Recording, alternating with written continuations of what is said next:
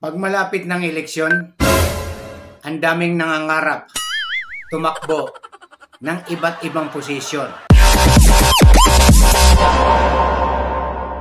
Bakit? Ano bang purpose nyo para kumandidato?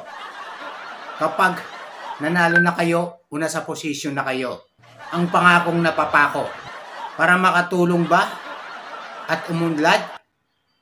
Or strategy lang nyo yan para makuha ang simpatiya ng taong bayan?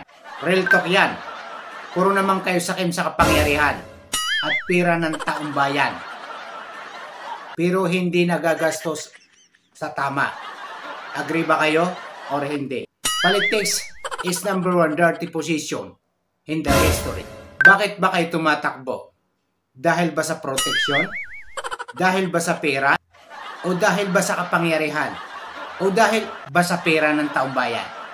Dahil ba sa malasakit sa bayan? Kahit hindi niyo aminin, yan ang tunay na purpose niyo. Bakit kayo tumatakbo? Aminin niyo man o hindi, yan po ang totoo. Real talk yan. Pera po, bakit kayo kumakandidato?